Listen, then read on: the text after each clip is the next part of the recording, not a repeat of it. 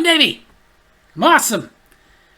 And welcome to Davy's Awesome Movies, where I review the styles of movies that I love, the alternative, B-rated, cult-style flicks. And this week, we get into the third installment of a classic series. This installment was made in 1992, and it was directed by Rick King, written by Dennis Pratt, and produced by Michael Prazer. Made by Kings Road Entertainment, and distributed by Live Entertainment, Vision International, and Lionsgate. Ladies and gentlemen, Kickboxer 3, The Art of War.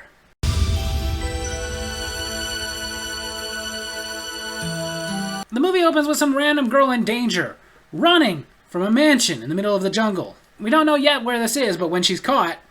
What happens when we're bad? No dessert. Oh. That. Okay. I would have gone with the no dessert, maybe a timeout, taking away your TV time. I don't know, but that just seemed a little harsh. So now, where are they? Man, Rio de Janeiro, huh? Thanks, Cody. That's actually Sasa Mitchell reprising his role of David Sloan, the character he played in Kickboxer 2, The Road Back. Because unlike Van Damme, he was willing to come back for another movie. Then again, unlike Van Damme, he didn't have a lot more options. Definitely didn't have the option to go play himself and his own twin brother. And of course, Zien is back too, having been in the first 3 of these movies, but this would be the last one he was in. When David and Zien land in Brazil, they go get a bite to eat, and they encounter their first locals scamming them so they could steal something from them. So of course, David goes after the kid for his camera. But while David is doing that... Oh, Zien. David chases the kid until the kid finds somebody that's willing to stand in between him and David. This guy is making it clear that if David wants the kid, he's going to have to go through him. And he's very quickly going to regret that decision.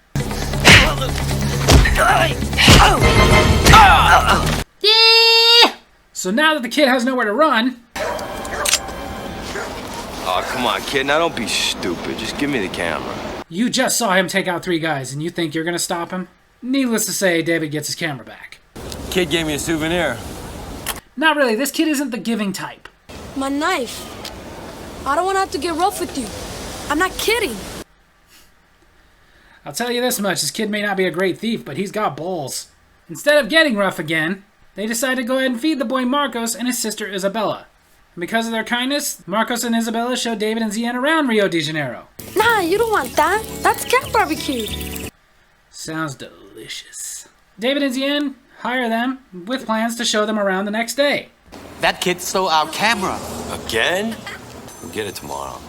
Corruptible youth. God bless them. The next day, of course David gets his camera back, but before they go sightseeing, they have to go to a charity event to promote an upcoming kickboxing fight that David Sloan is in defending his title. Because since the second movie, he's become the kickboxing champion of the world. Frank Lane, the guy we saw in the beginning, the sex trafficker, is there because he's also a kickboxing promoter.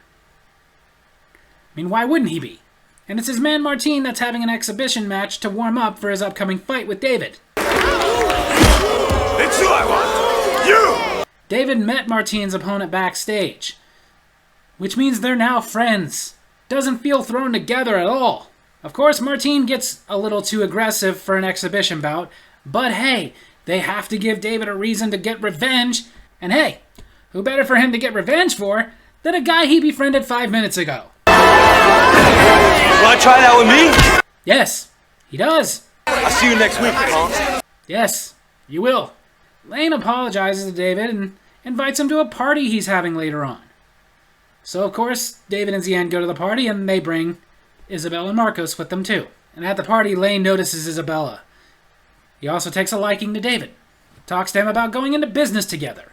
And this gets interrupted when David gets noticed by a girl who already has a man. What's your problem? Of course, David's a good guy. He can't just let that slide. When the night is over, Isabella and Marcos are telling their friends about the party. It's okay.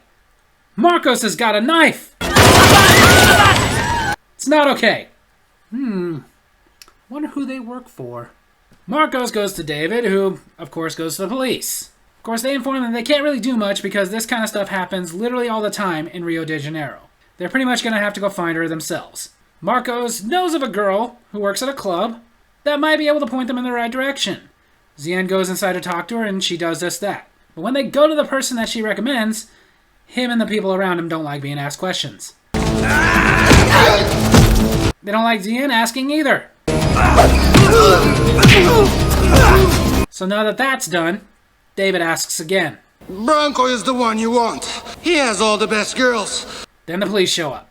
Yo, we're the good guys. But it is taken care of pretty quickly. Boy there called me and told me you guys were in the slammer.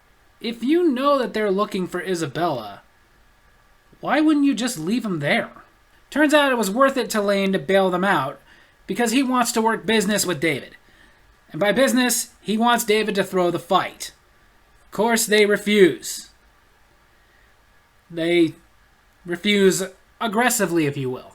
We could have waited until we got to the hotel before you insulted him. Yes, Marcos, he could have waited, but what fun would that have been? Marcos takes him to a, friend to help them get some guns that they're going to need when they go off to find Isabella. When they show up at Bronco's, it turns out the police sergeant has gotten a hint that a crazy American is making threats against him. Tells him that the police do have to protect every citizen by law, even somebody that they think is dirty. Tells him not only the police are there to protect him, but 7 men are there to protect him as well. Exactly 7 men to protect him. I feel like he's hinting at something. So Zien and David go around and go through the jungle to get to the house. While looking around, David, of course, meets some of the 7 men.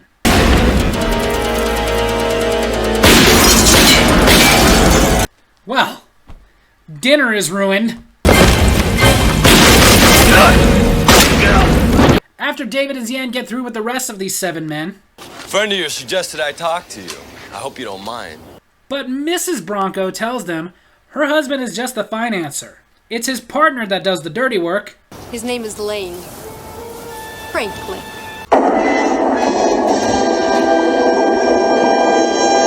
For crying out loud, we know, we've been watching. So of course, Zien and David go to Lane's. But this time no one's there to tell him exactly how many men are there. Not only that, but as they're about to go through the door, David and Zien get a surprise. I thought I told you to stay put. I'm going. Kids never listen. So with David leading the way, they go inside, walk right up to Lane, and David makes it very clear that he wants Isabella back. But Lane, being a businessman, he has a counter offer. You can have her alive or dead. Since David's not a necrophile, he wants her alive. This also gives Lane the opportunity to have his men come in, surrounding David, Zien, and the boy. They basically have no choice but to surrender. And they lock him up for the night. But then in the morning... Let's go! David has new pants! Seriously, when he got locked up, they were green. Now they're white. Lane tells David that if he wants Isabella back, all he wants out of David is that he shows up for the title fight that he was going to show up for anyway. But he's going to add a little something. He's going to make David train his way, a way that's just going to wear him out. Things like running around for miles with a backpack full of bricks. Or taking him out way into the middle of the ocean and making him swim all the way back for miles. Or making him dig a giant hole for hours. And even takes him water skiing. Wait, that doesn't sound that bad. How about without some? Okay, yeah, that would suck. You're weak. You must heal. Regain your strength. This doesn't make any sense. Most people in Lane's position would just simply say, you want her back, throw the fight. Because pretty sure David would want her back enough to throw the fight. Zien quickly goes to work, coming up with home remedies to help David heal, so he's not too worn out for the fight, which is literally the next day. And the next day we get to see how well it worked. It worked pretty well. Either that or Martine was really just a crappy fighter. Let's get the hell out of here! The fight gets so heated that it ends up on the outside of the ring. And if kickboxing was really like this, we'd probably all watch. But David notices that Lane has left with Isabella. Zien had already noticed it. You die for that. You don't want to find out. Zien! There's plenty more where she came from. Let's go. So now they got Isabella back. But then she tells them that she wasn't the only girl that was there. He had an entire room full of girls, mostly minors. So David and Zien go back to Lane's. What the hell are you guys doing here? Man, David really likes Zubas. Can't blame him. As funny as they look, they are ridiculously comfortable. Oh yeah, Lane tells his bodyguard to kill him. I never did like you. He doesn't want to, and he doesn't care what Lane says. Lane literally bet everything on David to lose, and he's now broke. The only thing Lane's got left is the girls, which David goes inside and happily lets free. Of course, Lane isn't happy about this, because that was his only shot at having some money. David doesn't care. Now Lane has truly lost everything, and he's desperate. I may go down. I'm taking you with me. Well, finally that kid uses that knife. Now that everybody is safe, David and Zien are setting Marcos and Isabella up in a very nice orphanage. And David and Zien are, of course, going home. We're tied together forever, Marcos. Yes, tied for life, even though we're never going to see each other again. So there you have it. That's Kickboxer 3, The Art of War.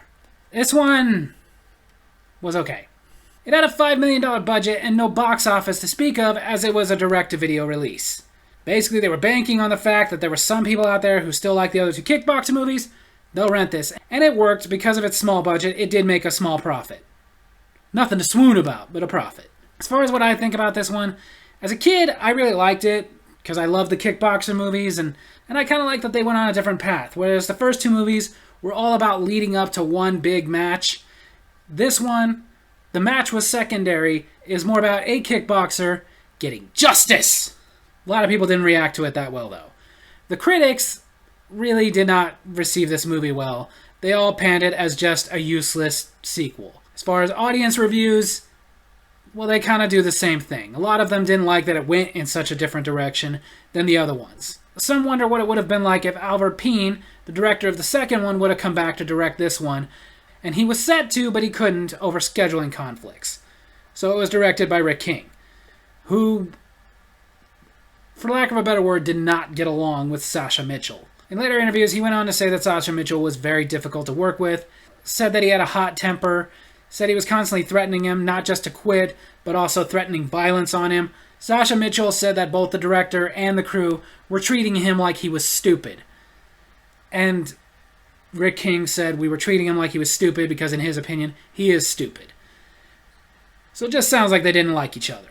Not to mention, this was in 1992, and a few years later, everything in Sasha Mitchell's personal life would come to a boiling point, as it turned out that him and his wife were having a lot of problems. The boiling point was when Sasha Mitchell's wife called the police on him, and he was charged with domestic abuse, sentenced to probation, which he failed to uphold, and got himself 30 days in jail.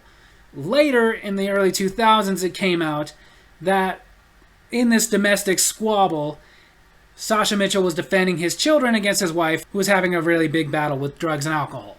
And this whole thing is basically what was the downfall of his career. He still does B-movies here and there, but at the time, it made him have to leave Step by Step, which was a show that was doing very well and that he was on, and then didn't really do well once he left.